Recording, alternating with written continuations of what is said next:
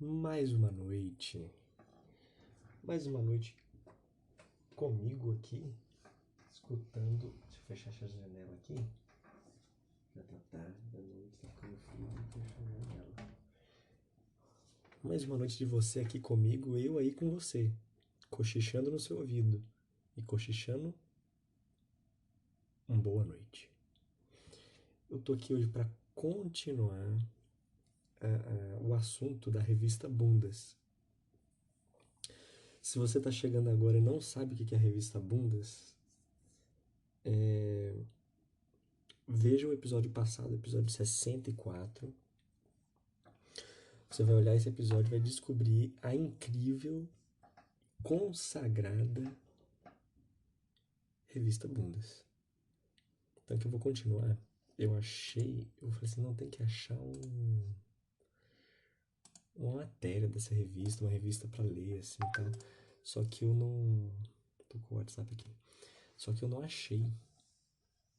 Não achei, assim, mas eu achei pelo menos uma entrevista que alguém tirou da Cássia Eller, que é num site que é um blog super antigo, da Cássia Eller, né, de fãs da Cássia Eller. Né? Então, como ela fez uma entrevista para essa revista, a revista Bundas, aí salvaram aqui. Bem,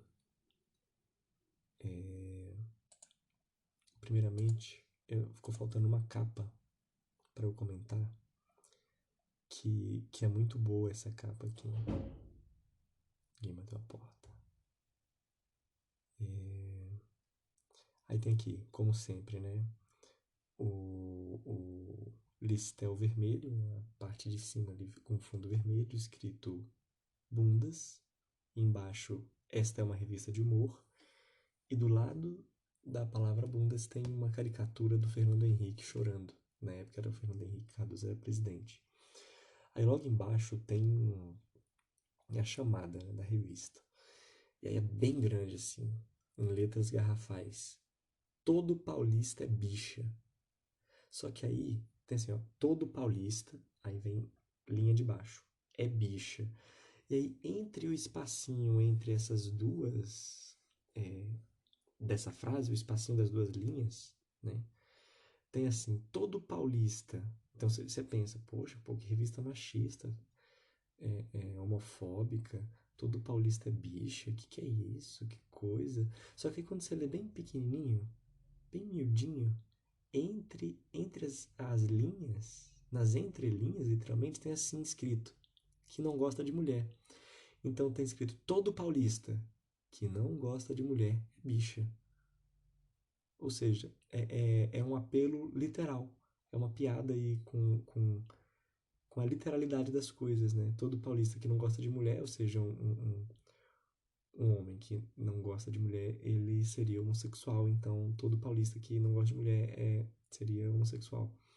Só que ele coloca a palavra bicha, né, ali, pra chamar a atenção, assim, pra você. Meu Deus, tá sendo o quê? O que é um preconceito aqui na minha frente? Aí você lê assim, é uma ironia. E aí embaixo tem uma moça de biquíni, de costas, mostrando o bumbum dela, porque é a revista Bundas, né? Então tem que ter uma bunda em algum momento. Ela tá de biquíni aqui, como se fosse na praia, tomando um sol, né? Aí tem embaixo, entrevista picante, dois pontos. Miúcha. Miúcha, pra quem não sabe, é a irmã do Chico Buarque. E, e depois indica na página, né? Entrevista na página 8. Rio versus São Paulo, na página 32. Então essa capa aqui é muito boa mesmo. Me fez rir, assim, por causa dessa quebra de expectativa, tipo assim, todo paulista é bicho. Oxe, mas que revista maluca, um preconceito assim, nessa capa aí podia, é? Aí você olha na entrelinha, todo paulista que não gosta de mulher é bicho. Aí você, tá, era uma piada e pra te pegar ali, enfim. Tem uma outra aqui, essa revista tinha um quadro que era o Bundão da Semana. É uma revista de cunho político, a gente tem que se lembrar disso. Então, isso já dá pra ver que quando eu falei que tinha uma caricatura do Fernando Henrique Cardoso chorando, né? E, e aí a revista, até onde eu estudei, onde a gente viu no último episódio, elegia uma figura, uma personalidade pública que seria o bundão da semana. Olha só qual que não é a surpresa, que no ano 2000 tem tem aqui, bundão da semana. Aí tem não é uma foto, é uma caricatura daquela figura que seria o bundão da semana. E veja se não é o, a cabeça do Bolsonaro enfiada num corpo de galinha, uma galinha feia, com uma bunda grande, porque o nome da revista é Bundas, né? Então com uma avantajada bunda, meio que marchando, né? Tem um corpo, imagina aí, o corpo todo de pato. E aí a cabeça ali, em vez de ter a cabeça do patinho, é a cabeça do Bolsonaro olhando para você, falando, tá ok. E esse pato ele tá meio que marchando, né, ali. E ele tá com uma asinha levantada, lembrando aquela saudação que numa época os alemães faziam, que eles gostavam muito de ficar levantando a mão, assim, acho que eles gostavam muito de pegar ônibus na Alemanha na década de 30 e 40, e o alemão toda hora ficava levantando a mão, assim, sabe? Tipo um aceno, com o braço esticado, a mão esticada, tipo assim, ó, ônibus, ali, ônibus, dá aqui carona, né? Sei lá, né? Eu acho que tinha um problema de ônibus na Alemanha nazista. E pra eles ficar toda hora com a mão levantada, assim, esticada. Não, vou esticar a mão aqui, toda reta, retona pra frente, assim, pra ver se alguém me dá carona, se o ônibus passa, porque o motor. O problema na Alemanha era esse. Tinha as autobahns, né? Aquelas pistas grandes que tem, famosas que tem na Alemanha, que é uma pista que você não tem limite de velocidade, você pode, não tem velocidade máxima, tem velocidade mínima, né? Uma coisa assim, porque os carros andam correndo lá, eles são umas pistas largonas. Eles construíram essa pista e os ônibus passavam de uma vez, passava ali, ó, 150 km por hora. Quando a pessoa, aquele é meu ônibus, é meu ônibus, é ele. Aí levantava a mão, não tinha como o ônibus parar. Então por isso que eu acho que na década de 30, 40, os alemães eles desenvolveram essa cultura de ficar assim, toda hora é com a mão esticada. Não, agora esse ônibus vai me ver. Esticada, esticar a mão assim. Pois é. Então tem aqui Galinha Bolsonaro, né? E tem embaixo escrito. Não foi a. Tá muito ruim de ler. Não foi a primeira presepada do belicoso. Belicoso é combate. Tipo, bélico é guerra, né? Então belicoso é uma pessoa que briga muito. Ou que tem esse ar muito. É, é, guerreiro não, eu ia falar guerreiro, mas um ar muito conflituoso. Então não foi a primeira presepada do belicoso deputado Jair Bolsonaro, mas ao defender o fuzilamento do presidente da República, ele legitimou mais uma vez o velho ditado: macaco não olha para o rabo. Então tem aqui uma crítica, né? Já no ano 2000, veja, no ano 2000, já era patentemente visível que o Bolsonaro ele era um fascista, né? Enfim, queria ressaltar isso. Inclusive, essa vai ser a capa desse episódio, tá? Vou deixar de capa porque eu achei muito interessante esse prenúncio, que nunca foi prenúncio, né? Vamos ser sinceros, assim.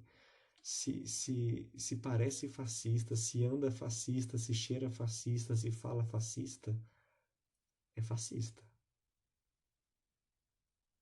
né? Enfim, muito bem. Queria fazer esse comentário. Esse comentário, então.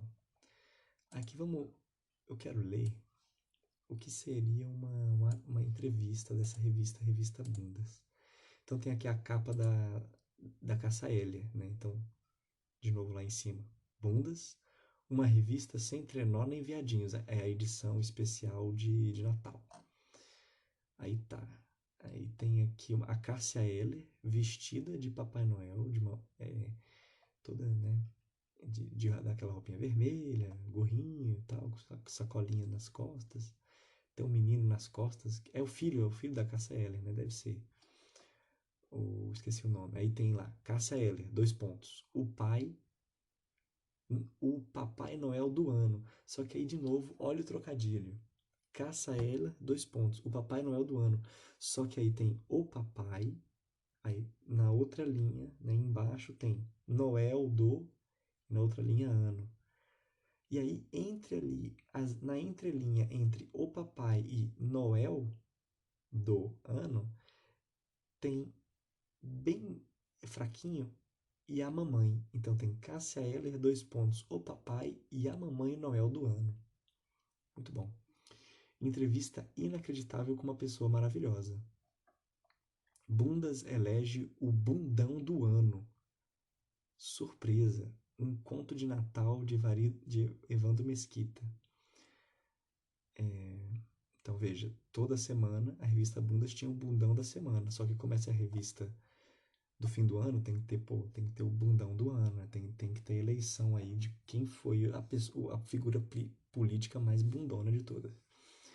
E aí tem outro aviso, né? Com esse número leve, o cartão de Natal mais original do mundo. Então deve ser uma coisa bem previsível. Bem, essa é a capa. Aí tem a entrevista. Ninguém pode ser tão feliz como Cássia Eller. Aí tem aqui várias fotos da Cássia Eller, né? E a entrevista, vamos lá.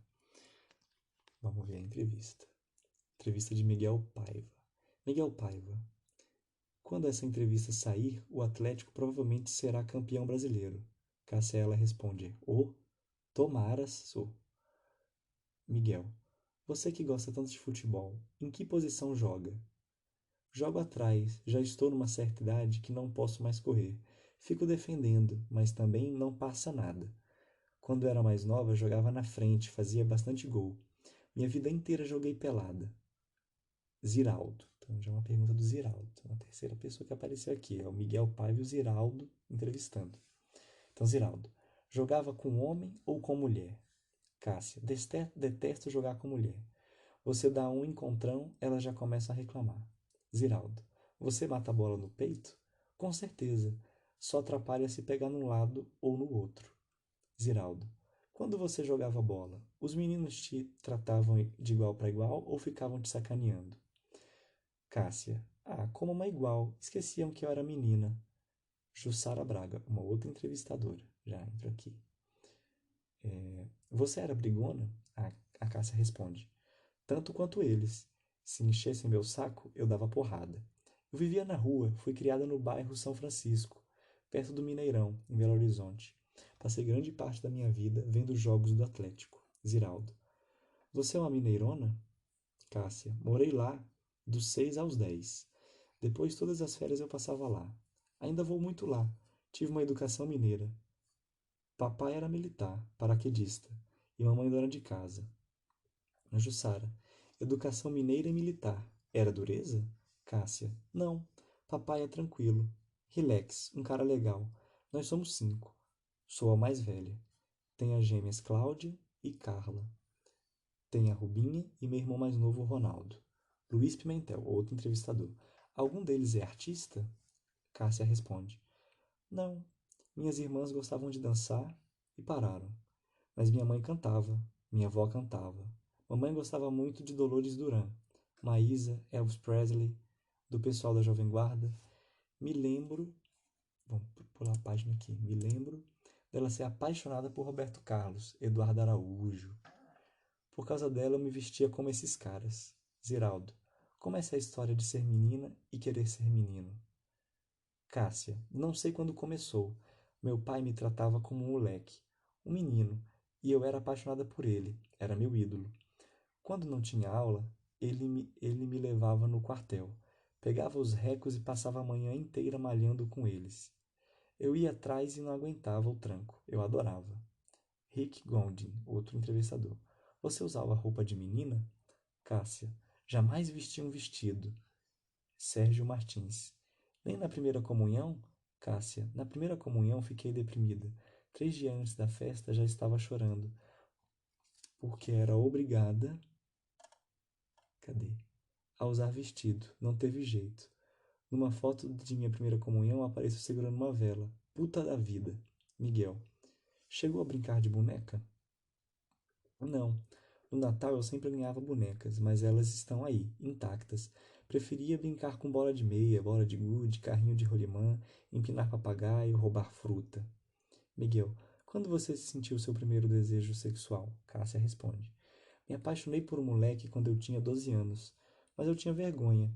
Eu tinha jeito de menino, né? Sabia que nenhum menino ia querer namorar comigo. Mas isso era viagem da minha cabeça. Depois que cresci, vieram me falar: Ah, eu era afim de você. Ô, seu filho da puta, falou só agora, né? Enfim. Jussara. Esse menino sabia que você era apaixonada por ele? Cássia. Eu nem falava com ele. Fiquei uns 2 ou 3 anos morrendo de amor por ele. Mas ele não me falou que estava afim de mim. Jussara. Mas a descoberta da sua sexualidade, como foi? Cássia. A primeira vez que eu namorei mesmo, apaixonada, que eu transei, foi com uma menina, a Moema. Eu tinha 17 anos na época. Eu tinha um namorado, mas a gente só beijava na boca, não fazia mais nada. Zeraldo. E você gostava? Cássia. Rapaz. Com ele não muito. Sabia. Mas com minha amiga. 3 pontinhos ali, olha só. Ih, que isso, hein? Virou pornografia. Brincadeira, virou não. Vamos lá, Ziraldo. E o susto de descobrir que beijar mulher era gostoso? Cássia. É, foi estranho. Não foi legal. Não tinha como conversar isso com ninguém. Ziraldo. Como é que você descobriu que estava apaixonada por essa menina? Cássia. Eu sofri bastante. Não tinha com quem dividir. Não tinha informações sobre homossexualismo.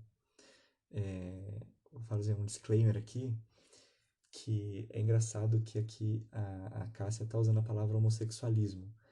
E era muito comum, até pouco tempo atrás, você se referir a pessoas LGBT e a homossexuais com essa nomenclatura, homossexualismo. Mas é errado, assim. Claro que não estou falando que a Cássia está errada, porque ela está num tempo histórico, no início dos anos 2000 ali, ou é 99, não sei qual que é deixa eu ver aqui, de quando que é essa revista aqui, essa edição. É, essa revista é de... não tem data. Cara, não tem data. Tá, mas ali, essa revista acabou em 2001, né? Ela durou de 1999 e foi até 2001. Nem fechou o ano. Então, assim, essa palavra ela é errada, homossexualismo. A gente não pode usar mais ela. É uma palavra muito, muito errada. Ah, mas por que a Cássia Eller usou? Bem, como eu disse, era outro período histórico que não se discutia muito essa questão da homossexualidade, da LGBT e tal, os direitos, né, o que quer ser, não tinha o debate, não tinha muita essa discussão. Elas aconteciam em locais muito específicos, dentro da comunidade LGBT ou dentro dos chamados simpatizantes, que eram as pessoas que eram heterossexuais, mas que não tinham realmente preconceito ali, então eram chamados de simpatizantes e tal. E, e a palavra homossexualismo, ela surgiu na medicina, né? No momento em que a medicina e a ciência do século XIX, início do XX, considerava que a homossexualidade era uma doença. Por isso tem esse ismo no final, sabe? Tipo, essas doenças que tem tendinite, e tem ismos, vários ismos, sabe? Então, vem dessa classificação médica baseada na heteronormatividade como condição normal, normal entre aspas, eu estou colocando aqui, normal do funcionamento humano, da psicologia, da psiquiatria humana, e que então qualquer coisa desviante desse padrão de normal seria uma doença. Claro que esse padrão de normal não é um padrão biológico, não é um padrão médico ou psíquico, porque isso para isso não tem muita norma, não tem o que é o normal, sabe? Simplesmente foi o quê? Foram os valores da sociedade, da nossa sociedade, que era muito homofóbica, que se transferiram para uma estrutura científica. Era uma busca de legitimar os preconceitos da sociedade através da ciência. Isso sempre aconteceu, infelizmente. Então, no século XIX, você teve toda uma ciência, que é o chamado evolucionismo, ou a medicina também quis fazer isso, a biologia, a frenologia, a antropologia, sempre durante esse período aí, do século XIX, buscou justificar, buscou legitimar as ideias sociais e culturais do seu tempo, ideias sociais e culturais da Europa do seu tempo, de uma Europa racista. Então, o europeu ele era racista e se achava superior porque é branco. Ele tinha, e como a forma de conhecimento considerada válida naquele período era a ciência, então eles tinham que dar algum jeito de cientificamente, entre aspas, mostrar que eles eram superiores. Eles não aceitavam uma outra posição. Então esse preconceito da sociedade ele vai passar para a estrutura científica e para a medicina. E a história da medicina, da medicina, da psicologia em especial também, são muito complicadas nesse sentido de que erraram muito, de que atrás desse verniz de cientificidade, na verdade, só se escondia os preconceitos da sociedade do seu tempo, da sua época. Por isso que a palavra homossexualismo é errada, porque vem dessa noção da medicina e da psiquiatria de que você não ser heterossexual era uma doença, né? Só que naquela época, né, na época dessa entrevista, essa consciência, tipo assim, pô, galera, esse nome tem esse histórico associado à medicina, a uma medicina positivista e normatizadora de um corpo heterossexual, de um posicionamento heterossexual, que é uma prebenda cultural, né? Assim, o que a pessoa como ela se identifica, de que afetos e amores ela tem, não é uma coisa natural, mas é uma questão cultural, social, de uma construção, de como uma sociedade, em um tempo específico, criando uma certa cultura, compreende a identidade de gênero, a identidade, a orientação sexual e etc. Né? Não é uma coisa natural. Mas a medicina, ela naturalizava e buscava naturalizar através do conhecimento científico os preceitos e a cultura, e no caso uma cultura preconceituosa da sociedade da sua época, né? Que era homofóbica pra caramba. Então a gente não usa mais esse termo homossexualismo. A gente tem que falar homossexual. E a pessoa que usa o termo homossexualismo, você pode desconfiar dela. Você pode desconfiar que ela é uma pessoa preconceituosa. A não ser que seja uma pessoa, às vezes um pouco mais velha, que normalmente fala isso, e ela não sabe, né, que essa palavra é um termo que não é tão legal de você falar. Não sabe que o certo é falar homossexualidade, né?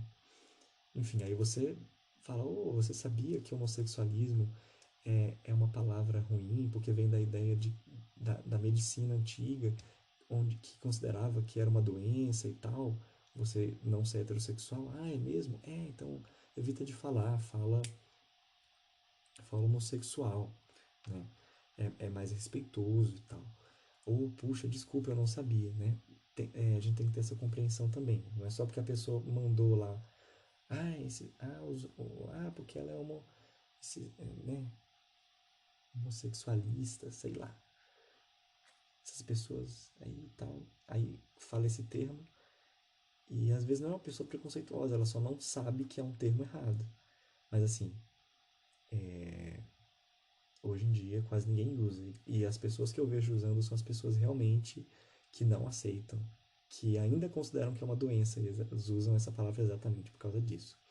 No caso aqui, a Cassiela usou porque ela está num outro momento de um outro debate, onde essa clareza que a gente tem aqui não podia até estar sendo discutida, mas não era comum ainda ter essa noção muito clara para todo mundo, inclusive para as pessoas homossexuais, que a palavra homossexualismo, com esse ismo no final, é, vem desse histórico da medicina normatizadora de corpos heterossexuais como o natural e o normal. E tudo que é desviante é anormal e deve ser combatido, medicado e internado. Bem,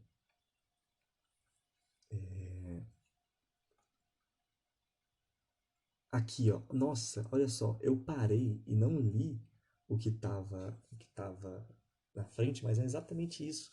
Olha a resposta aqui, né? Ziraldo. E como é que você descobriu que estava apaixonada por essa menina? Cássia. Eu sofri bastante.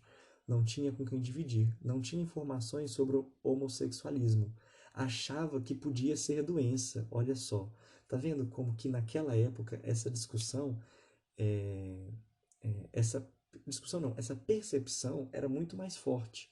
Né? Então eu achava que podia ser doença. Ficava pensando, será que tem a ver com a família do meu pai? Né? Enfim, não estou falando que hoje as pessoas não pensem, muitas pessoas não têm essa visão, isso é doença, isso é anormal. Muitas pessoas, infelizmente, têm. Mas se hoje tem, você imagina no início dos anos 2000. Era assim, terrível, sabe? Terrível. Eu fico feliz de ver os jovens, meus alunos, ou outras pessoas mais jovens do que eu tenho em outros círculos de convivência, que são muito abertos, que abertamente falam assim, eu sou LGBT, eu sou bissexual, eu sou trans, eu sou gay, sou lésbica, enfim. E pessoas novas, assim, adolescentes e tal, que já têm essa consciência, porque quando eu era adolescente, era um assunto muito mais tabu do que é hoje. Claro que era, porque era no passado. Mas para pensar o seguinte: as pessoas, os jovens de hoje que têm 16, 15 anos, são da minha mesma geração. Nós não somos gerações diferentes. Ou se somos, é pouca coisa de diferença. Mas assim, a rigor, nós somos da mesma geração. E numa mesma geração você já tem uma mudança muito grande de hábitos em muitas pessoas, não estou falando em todas, mas em muitas. Então, tipo assim, quando eu era adolescente, quando eu tinha 14, quando eu tinha 15, quando eu tinha 17 anos, ninguém falava que era LGBT.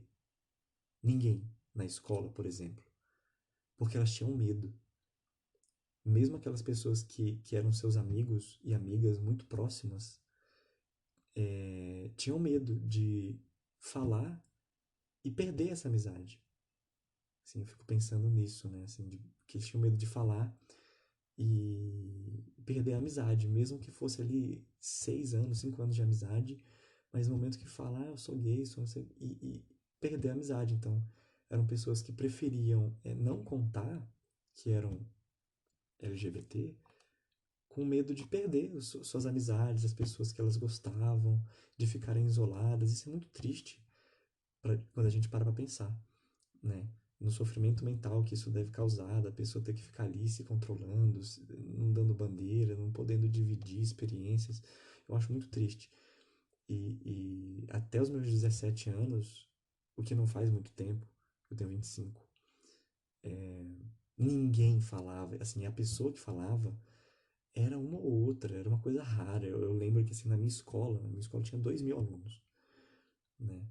E se tinha 3 pessoas que abertamente falavam que eram homossexuais, era muito. De 2.000 pessoas numa escola, sabe? É, e aí hoje eu sou professor, estou na escola ali, tenho muitos alunos, a escola que eu trabalho tem 2.000 alunos também. E os alunos, não estou falando que não tem problemas, tem pessoas que não se aceitam e que se escondem, mas assim, já com 15 anos, com 16 anos, ah, muitos alunos têm muito claro, assim, e se colocam muito claramente como pessoas LGBT, como pessoas não binárias, como transexuais, como bissexuais, como gays, como lésbicas. E, e sem problema nenhum, sabe? E não tem medo de falar isso. Ou assim, tem menos medo, né? Não tô falando que o medo não exista, porque ainda tem as pessoas que têm preconceito e que julgam, e isso deve, com certeza, deve dar um medo. Mas é mais aberto, assim, eu acho interessante ver essa que dentro de uma mesma geração, pelo menos nesse aspecto, a gente teve um certo avanço, vamos colocar assim, e eu acho que a gente pode ficar feliz por esse avanço, ainda que a gente possa ficar triste por muitas outras coisas que ainda não melhoraram, né? Mas essa reflexão que eu queria trazer. Beleza, continuando a entrevista aqui. Rick, tinha muito homossexual na família dele? Cássia, dele na família do pai da Cássia, né? Que ela achava que era uma doença que vinha por parte do pai. Aí a Cássia, não. Tinha muitos alemães, aquelas mulheres troncudas, Pimentel. Seus pais se perguntaram muito: onde foi que eu errei? Cássia, com certeza. Minha mãe veio conversar comigo. Meu pai, que servia no Rio de Janeiro, pediu transferência para Brasília para separar a gente. Miguel, o pessoal da rua teve alguma reação negativa? Te marginalizou? Cássia, acharam muito esquisito. Escutei muitos comentários assim: poxa, eu confiava tanto em você. Minha casa era muito frequentada por adolescentes e de repente as meninas pararam de ir lá. Minhas irmãs, que são só um ano mais novas do que eu, sofreram muito com isso. É muito triste, né? Assim, pensar que depois de se assumir, teve todo um constrangimento na família, os amigos se afastaram e tal, que é o que eu disse, assim, as pessoas tinham muito mais medo antigamente de falar que eram gays, porque tinham medo claro que tinha medo de ser julgado por pessoas aleatórias, assim, na rua e tal, mas o que mais machuca é a sua família, são os seus amigos que viveram a sua vida inteira, e aí quando você fala que é gay, sei lá, o seu amigo virar e falar, puxa, eu confiava tanto em você, mas que tem a ver, sabe? Por que você perdeu a confiança em mim? Eu continuo a mesma pessoa, sabe? É, é, esse processo de perder as pessoas próximas que é o mais triste, que é o mais lastimável, né? Que em teoria deveriam ser as pessoas que mais deveriam compreender, mas não é o que acontece, muitas vezes, infelizmente. Então, Rick, quando foi que você começou a se acostumar com a ideia? Cássia, primeiro eu execrava esse tipo de coisa. Imaginava eu beijando a boca de uma mulher, morria de nojo. Aí fiquei amiga dessa moema. A gente era confidente uma da outra. Ela nunca tinha tido uma, passar a página, amizade tão forte com alguém. Ela tinha um namorado, era apaixonada por ele, mas um dia falou comigo: tô afim de você. Eu também estava. Era uma coisa que a gente já pensava, mas não tinha coragem de falar. Miguel, aí rolou? Cássia, aí foi maravilhoso. Ziraldo, e o que foi feito da Moema? Cássia, fui para Brasília. A gente se correspondeu por carta. Na época, eu nem tinha telefone. Ela mora hoje em Pati dos Alferes, no estado do Rio. Jussara, eu conheço a Moema, espanto geral. É verdade. Ela viveu muito tempo com a Angélica, uma amiga minha. Rick, qual foi a primeira pessoa com quem você conseguiu levar um papo des... O que está escrito? Desgrilante sobre o homossexualismo. Cássia, foi outra namorada, que era mais velha, professora de química. Eu tinha 18 e ela 27. Foi quem tirou muita minhoca da minha calça. Depois disso, a Eugênia. Ela sim, foi minha maior terapeuta. Eu tinha vergonha de gostar de mulher. Eu tinha vergonha de gostar de mulher, cara. Morria de vergonha disso. Não por achar errado ou feio, mas vergonha de não ser aceita. Eu vivia dentro de casa. Não queria ver ninguém, porque as pessoas podiam fazer piadinhas. Geraldo Pinto pergunta, né? Engraçado, pois ao mesmo tempo você deveria estar lá nos Cruzeiro versus Atlético, chamando Raul, goleiro do Cruzeiro, hoje comentarista esportivo, de viado. Cássia, claro, a gente gritava, Vanderleia, e a gente é ensinada a ter preconceito desde que nasce. Ziraldo. E quando te chamam de sapata, você liga? Cássia. Já liguei, hoje não. Já chamo as outras de sapata também. Jussara, você que sofreu muito, você falou que sofreu muito, mas hoje deu a volta por cima e fala disso com a maior naturalidade. Com isso, acabou virando uma referência para as mulheres homossexuais. Cássia. Quando comecei a cantar também, as coisas foram se desenvolvendo na minha cabeça. No começo, nas entrevistas me perguntavam tudo, mas eu tinha vergonha de falar. À medida que as coisas foram se resolvendo para mim, fui falando, como falo agora. Ziraldo. Você faz análise, Cássia? Faço direto, mas não da forma convencional. Converso demais comigo mesma. Ziraldo. Você ia fundir a cuca do Freud. Você passa uma alegria de viver, sem culpas. Adora seus pais, que por sua vez não te enchem o saco. Parece que você é a pessoa mais destemida que eu já vi. Como você explica isso, Cássia? Todo mundo diz isso de seus pais, mas é destemida ou é deprimida? Destemida. Cássia. Todo mundo diz isso de seus pais, mas os meus são realmente diferentes. Meu pai fala palavrão, anda só de sunga dentro de casa, vai para a rua sem camisa. Mamãe vivia cantando. Namoradeira pra caralho, linda, gostosa. Ela passava essa felicidade pra gente. Papai vivia sendo transferido e a gente se acostumou a conviver com situações diferentes. Moramos no Rio, em Belo Horizonte, Brasília, Santarém do Pará. Santarém foi a melhor coisa do mundo. Era amiga dos índios. Morei lá dos 10 aos 12 anos. Miguel. Seus irmãos aceitam bem o seu comportamento? Cássia. Claro, se não levam porrada. Meus amigos também levam muita porrada. Eu era grande para minha idade. E papai, que era faixa preta em karatê, me ensinou umas coisas. Eu brigava demais. Com 8, 9 anos, mamãe me botou na aula de balé. Puta!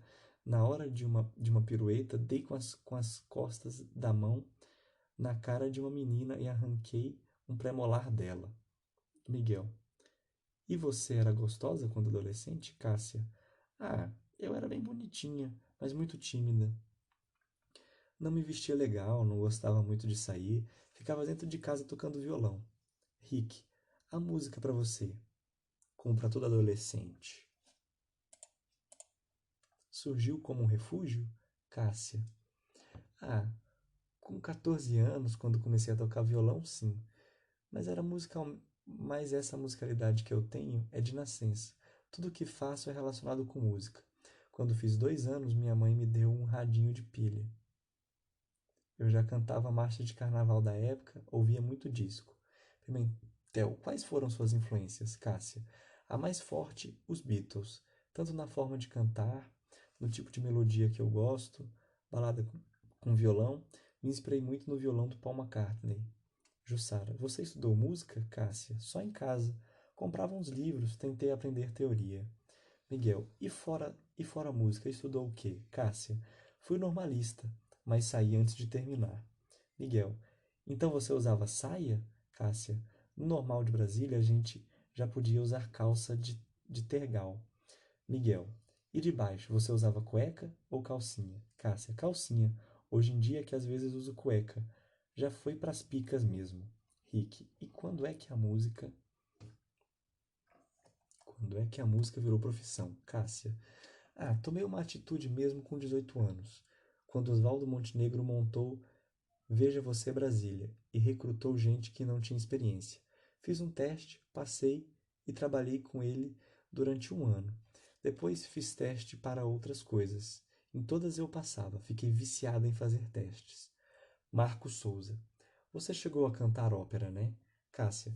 Trabalhei na montagem de Porgy e Bess pela UNB com cantores do Metropolitan Opera House. Foram 14 apresentações. Depois fiz My Fair Lady em Brasília e Belo Horizonte. A gatinha tá tentando subir aqui. Vamos abrir pra ela aqui. Ela tava miando aqui na janela. Podcast grande esse. Dos 21 aos 24 anos, tomei aula de canto e trabalhei com ópera, mas não era minha onda. Havia muita disciplina Eu fumava e tomava pinga. Queria ficar na turma dos doidões. Passava noites acordadas na farra. Hoje não aguento mais uma cachaça. Não bebo há 5 meses. Pimentel. E drogas. Cássia, parei com tudo. Estava indo longe demais, me atrapalhando. Só fumo maconha. Geraldinho. Sinto que agora você tem um carinho muito grande pela sua voz. Cássia. Quando meu filho descobriu que eu era cantora, pediu para eu botar um disco meu para ele ouvir. Quando acabou, perguntei: E aí? Você não canta. E aí ele respondeu: Você não canta, você berra. Quem canta é Marisa Monte. Ziraldo. Francisco está com 6 anos. Você tinha 31 quando ele nasceu. Como você decidiu ficar grávida? Cássia. Ah, sempre quis ter filhos, mas me apaixonei pelo pai do Chicão, embora a gente não tivesse tido um caso. Só trepamos uma vez, no dia dos meus 30 anos. Ziraldo.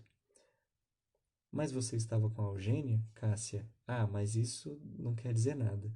Tavinho Fiano era músico da minha banda. Um cara que eu admirava muito, desde quando eu tinha 19 anos. O músico que mais me chamava a atenção é o contrabaixista. Pirei quando vi ele tocando com Arrigo Barnabé. Depois ele passou para a banda do Caetano. No meu segundo disco, quando pintou a possibilidade de eu escolher os músicos, falei nele. Tocamos juntos 2 anos e fomos logo com a cara um do outro. Mas sexo mesmo só rolou no final. Ele era casado. Ziraldo. Foi ele quem tirou sua virgindade? Cássia. Não. Trepei com o cara pela primeira vez quando eu tinha 23 anos. Foi uma época bem legal, quando eu só queria homem. Agora a gata quer sair pela porta. Dona gata, eu vou abrir a porta pra você. Gato não pode ver porta fechada não, que ele quer sair. Miguel. E você lidava bem com essa ambiguidade? Cássia. Ah, até achei bom. Eu tinha esse complexo de parecer com homem. Quando percebi que o Tavinho estava afim de mim, fiquei, uau, metida pra caramba, mas delicada. Ziraldo. O hermafrodita era um deus que teve as duas experiências, a da mulher e do homem, e avisou para o mundo que ser mulher era muito melhor. Mulher goza muito mais que o homem. Quando esse cara te penetrou pela primeira vez, você não ficou, ih, mulher não pode fazer isso comigo. Transar com homem é muito melhor? Cássia. Claro que pensei isso. E agora? Acontece que botei na minha cabeça que seria muito complicado um relacionamento meu com um homem. Fico muito amiga dos caras e eu tô falando assim porque tá difícil de ler, a letrinha é pequena. Fica muito amiga dos caras e com o tempo eles não me veem mais como mulher. Não fico nhenhenhen, não faço joguinhos, falo e faço o que eu quero, entendeu? Sabe essa coisa, universo masculino, universo feminino? Não tenho essa diferença. Ziraldo. Então na sua vida não tem mentiras, Cássia? Ah, aí também não. Eu minto, mas com a Eugênia, por exemplo, eu sou meio galinha, meio só. Quando estou afim de alguém, vou lá e como, entendeu? Miguel. E ela encara isso numa boa? Cássia. A princípio eu minto, Miguel. E como vai ser quando ela ler essa entrevista, Cássia? Não, ela sabe. Você trepou com fulano. Não, eu? Nunca. Mas a gente acaba conversando sobre isso, não tem jeito. Miguel, ela sabe que é só sexo. Jussara, há quantos anos você está com Eugênio? Cássia, vai fazer 12 em janeiro. Jussara, os casamentos heterossexuais não costumam durar tanto. Como você consegue isso? Cássia, não me imagino sem Eugênia. E ela diz a mesma coisa. Dá pra entender aqui que a Cássia tinha um relacionamento aberto, né? Assim, não tinha muito um combinado, mas era uma coisa meio aberta, assim, sei lá. Tinha essa compreensão aí. Miguel, quando um sai de casa, a outra tem que dizer aonde vai? Cássia, eu gosto de falar, mesmo que seja mentira, quando vou fazer alguma coisa escondido. Mas isso é muito raro de acontecer, só. Ziraldo. Mário Faustino tinha uma observação muito engraçada sobre a sua bissexualidade. Ele chegava para o Ivo Barroso, seu vizinho. Ivo, não sei se vou para o Leme ou para o posto 6. No posto 6 tem uns meninos para comer e no Leme tem umas meninas para comer. Você continua indecisa entre o Leme e o posto 6? Cássia, não. Desde o Chicão que não transo mais. Que não transo mais com homem. Mas não foi nada assim. Agora não quero mais. Foi acontecendo. Jussara. Das minhas amigas homossexuais, umas se consideram homens, outras se consideram mulher. Cássia. Ah, eu adoro brincar disso também, mas tenho plena consciência de que sou mulher. Adoro ser mulher. É que brinco com o comportamento das pessoas, gosto do machismo, gosto de piadas machistas. Não acho que seja ruim. Eu adoro imitar bofe. Passar por mulher e eu falo, gostosa, ou então coço o saco. Não sou de pegar menina assim, mas às vezes eu falo só pra sacanear. E aí, gata? Miguel. Você faz o tipo cafajeste, Jussara. Na sua fase circulador, você era mais leve no palco, mas no lançamento do seu disco de Cazuza, você estava bem pesada. Cuspiu no público, coçou o saco o tempo todo, deu até um pum. São duas Cássias? Cássia. No circo, eu era muito menina. Estava chegando no Rio de Janeiro.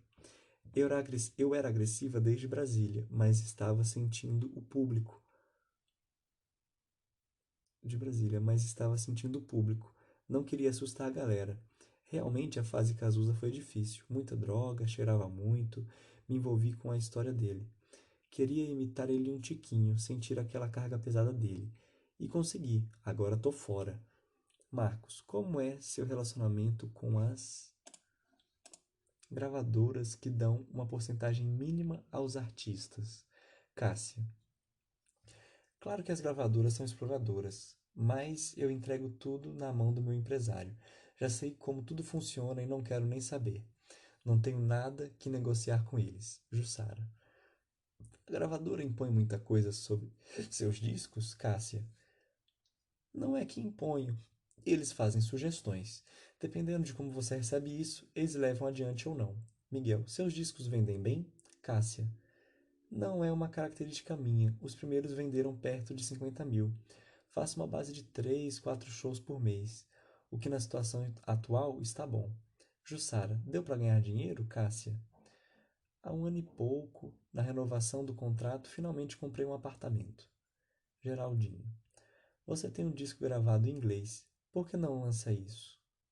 Cássia. No começo era um show com Vitor Biglione, só de stands de blues. A ideia dele era chamar Ed Mota e Angela Rorô para cantar, mas eles não puderam. Eu estava começando. Isso foi em 90. Adoro cantar blues. Tinha 2 dias para gravar a voz e tomei um ácido. Fiquei doidaça lá dentro, muito louca, irresponsabilidade total. Não ficou bom. Ziraldo, você tem essa imagem de agressiva, de porra louca. Por isso essa entrevista foi uma surpresa para mim. Você é uma pessoa docíssima. Cássia, sou as duas coisas, dependendo da hora. Vocês não iam querer comer 1 quilo de sal comigo. Jussara, o que você faz nas horas de lazer? Cássia, cuido do menino, cara. Rick, você não gosta mais de bola? Pratica algum esporte? Cássia, ando de skate, na quadra do meu condomínio ou na Urca, onde tem uma rampa light. Faz menos de um ano que comecei, mas ainda vou descer a rua Alice. Jussara, hoje, como você se relaciona com o pai do Chicão? Cássia, o pai do Chicão morreu antes dele nascer, acidente de carro. Jussara, como você falou pro Chicão? Chicão é o filho da Cássia Eller, né? Como você falou pro Chicão dessa história? Cássia, conto tudo pra ele. Miguel, ele sente falta, Cássia? Não é uma coisa ótima para um menino ter não ter um pai, mas a gente fez ele saber que que é a real dele. Vai ter que conviver com isso. Miguel, a criança não tem noção do casal. A criança não tem noção do casal, que é uma imposição cultural. Ele sabe o que é mamãe e papai, mas não entende os dois serem uma só coisa.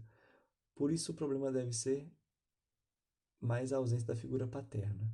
Jussara. Ele chama a Eugênia de mainha, né, Cássia? A gente ensinou ele a chamar de tia Geinha, mas ele pegou o inha e só fala mainha. Jussara. E como ele chama você? Mamãe. E ele tem a voz, né? Tanto os meus pais quanto os da Eugênia. Sem falar nos primos. Só não tem relacionamento com a família do pai dele. Meus pais adoram a Eugênia. Dizem que o melhor casamento da família é o meu. Meus irmãos casaram normalmente e se fuderam. Miguel. Você pensa em ter mais um filho? Cássia. Pô, eu penso, mas sei que não vou ter. Imagina, se, se eu ou a Eugênia fosse homem, a gente já estava com mais de 10 filhos. Ziraldo. Mas você continua achando que é mais legal ser mulher do que homem? Cássia. Ah, continuo. Para certas coisas é legal. Só acho que deve ser interessante ter um pau. Aquela sensação de enfiar, né? Mas acho que mulher sente mais o prazer. Ziraldo. Ah, então você tem vontade de ter um pau? Cássia. Toda mulher tem, não só a homossexual. Deve ser bom demais. Deve ser bom demais, sou. Se eu tivesse um pau, botava ele pra fora o dia inteiro. Ziraldo. Foi por isso que você botou um lenço dentro da sua calcinha para a capa do seu disco? Cássia. Lenço na calcinha? Ziraldo. É, olha aí. Aí tem a capa da Cássia Eller aqui. Miguel. Isso, isso chama um monte de Vênus, Ziraldo. Parece que você nem conhece. Piadinha ali. Pimentel, admirando a capa do disco. Tá ali olhando. Belo par de colchas, hein, Cássia, protestando. Pera aí, gente. Virou um momento ali de piada generalizada. Jussara, o que você pretende fazer nesse milênio que está chegando? Cássia, ando atrás de uma opereta do Noel Rosa, O Ladrão de Galinhas, que está meio perdida. Nunca foi encerrada. Eu gostaria que o Abujamra dirigisse. Marisa Blanc. Você recebeu uma homenagem com aquela música Eu Queria Ser Cássia Eller. Você queria ser Cássia Eller? Cássia. Queria, claro. Eu gosto de ser Cássia Eller. Miguel. Esse é seu nome verdadeiro? Cássia. Claro. Sou Cássia Rejane Eller. Mamãe gostava não dá pra ler. De teatro de revista. Tenho uma irmã chamada Cláudia Mara e outra Cristina Rúbia. Miguel. Se a gente soubesse que seu nome era Cássia Rejane, nem precisava fazer essa entrevista. Você tem o lado Cássia e o lado Rejane. Pronto. Aí tem do lado que tem uma foto, né, da entrevista. Então tem uma rodinha mesmo, assim, acho que na casa de alguém, da Cássia Eller, sei lá, no apartamento. Aí tem o Ziraldo, tem um monte de pessoas falando e perguntando coisas. E esse foi uma entrevista do jornal Bundas. Pô, uma entrevista legal, assim. É, é, conversa amena, conversa com o pessoal. Acho que pra época é uma revista. Assim, tem a parte do humor, tem a parte da ironia, de várias, né, coisas aqui. Claro que eu lendo, às vezes não passa a tonalidade com que as pessoas estão falando. Quando você parar pra ler, você entende melhor algumas ironias e tal, né? Tipo essa parte no final aqui, o cara fala, ô, belas coxas, e aí ela fala, ô, peraí, gente, né? Rindo com certeza e tal. Então, eu gostei. É um jornal que parecia ser uma revista legal, assim, né? Não é uma coisa pornográfica, não é uma coisa fútil, né? É irônico mesmo, é satírico, e é bem legal. Essa revista devia ser legal. Fiquei até com vontade de comprar, assim, porque eu vi na internet, tem várias para você comprar. Tem a coleção completa, foram 80 edições. É, mas é caro, né? tava ali R$ 1.000 basicamente, todas as revistas. Então, bem, 1 hora de podcast. 1 hora de podcast. Vamos gravar, vamos terminar de gravar. E um beijo aí na sua bochecha. Um abraço no seu abraço. E uma boa noite.